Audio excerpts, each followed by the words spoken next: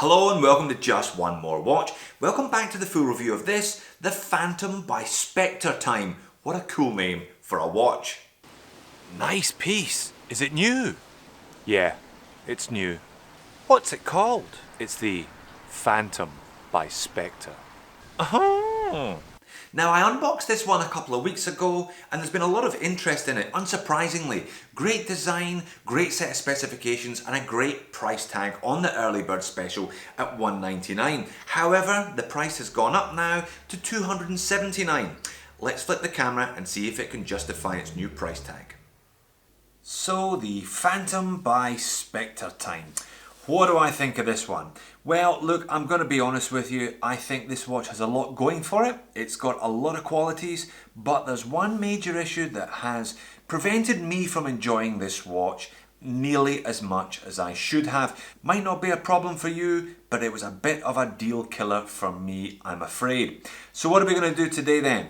We're going to start with some dimensions and specifications. That was the box, by the way, in case you hadn't realised.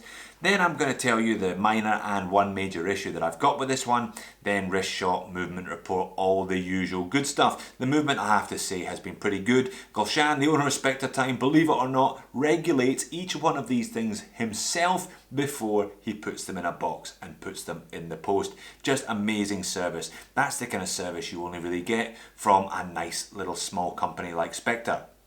So dimensions and specifications then. 41mm in diameter, about 12.5mm thick, 52 lug to lug if we're taking this first join as the lug. I've actually been wearing this one on my right wrist and I'll explain a little later on when I pop it on the wrist. Sized for my 7-inch wrist, this one is coming in at about 165 grams, so plenty of weight.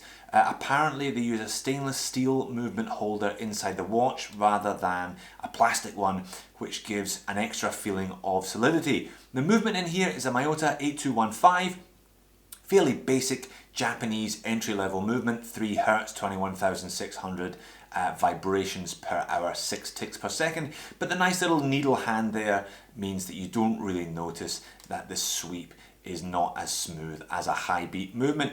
We've got a date complication at the 3 o'clock there, a little frame around that, and a decent level of lume, a pop-up, a lume shot. Very nice amount of lume on this. Dial looks very good when illuminated as well. Now crown here, we've got a screw down crown, little Spectre Time logo on there. Usual adjustment method, pop it out once and it'll adjust the date there. Quick set date function, pop it out for a second time and you can set the time. We do have hand winding with this, but we don't have hacking on this basic Miyota 8000 movement. So it's been interesting to read people's comments on the unboxing video about the design inspiration for this one. I called it as kind of halfway between a Royal Oak and a Seiko Sarks. Obviously there's a big chunk of Hublot here as well. People have been commenting that they see the IWC Ingenieur, so a number of different inspirations, but you can't say it's really trying to be one more than the other. It's got a little bit of originality, nice Spectre Time logo, and I like the S counterbalance on the back of the second hand there as well. Integrated bracelet is pretty decent. You can see a few scratches there where I've been wearing it. Nothing untoward for a week and a half, 10 days of wear. What you'd expect really for this sports style watch as well. So far so good then. Hurry up and tell us what your problem is. Alright, I think there are a couple of things that they could be improvements made to this watch. I believe there's only been a small number of them made. If they're going to make a second batch, then I think they should change that date window from white to black. It would look a lot cleaner. Some of the numerals when we're getting up to the 20s look a little bit off as well. So I think that would definitely clean up what is very attractive dial to begin with. My next issue is with this butterfly clasp mechanism. It's all about the bracelet, it's all about the angles this watch. This should be symmetrical. This should be one of those butterfly clasps rather than just a press clasp. This is a D1 Milano, another Gerald Genta inspired watch. Look out for the full review of this one coming up. And look at the clasp that it uses on its integrated bracelet, a butterfly clasp. This watch sits much nicer on the wrist as a consequence. So if there is a Mark II Spectre Time, a change to that clasp would be fairly simple and would be a big step forwards. My next issue is with the water resistance or lack of. Screw down crown. Screw down crown really suggests to me that this thing should have 100 plus meters water resistance, which would be great because it is a sports watch after all. However, it's only got 50 meters of water resistance. I think an improvement again would be to increase that to 100, and I think there's an easy way of doing it. So here then is my biggest issue with this watch, and one which has really prevented me from enjoying it as much as I should have. It's noisy. This is the noisiest watch I've ever encountered. Constant chattering from this Miyota 8000 movement. Now Miyotas are known to be a little bit noisier than some of their Swiss counterparts. Even the 9000 model has got quite a little bit of noticeable rotor noise. This is the third 8000 model I've owned though, and this one far and away noisier than the other two. What I'm going to do is I'm going to pop up a picture of some kittens. I'm going to put the watch in front of the microphone and simulate the noise of wearing this thing on your wrist. Crank up the volume on your chosen device.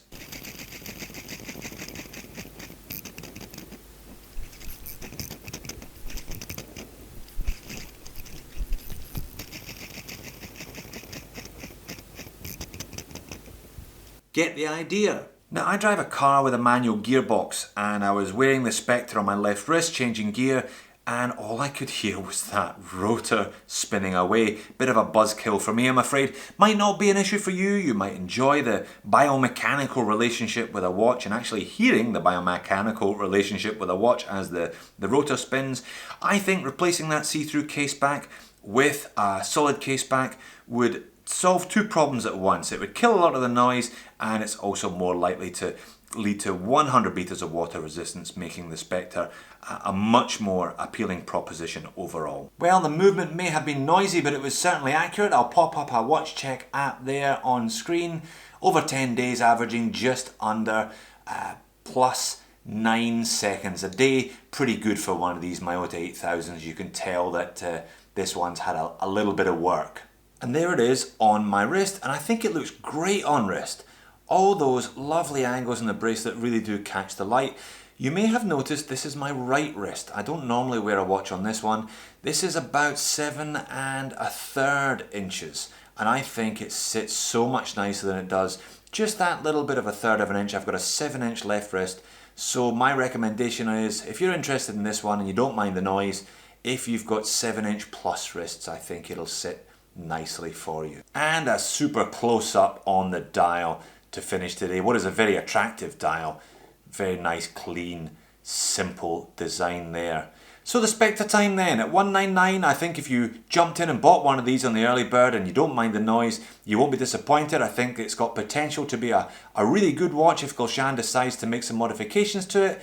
But at $279, you're playing with the big boys. And I think there's a couple of little shortfalls that this watch has which stopped me enjoying it as much as I should have. So there you have it, the Phantom by Spectre. Really interesting watch. I think just a couple of tweaks and they could have a great design on their hands. Thanks for watching, and I'll see you in the next video.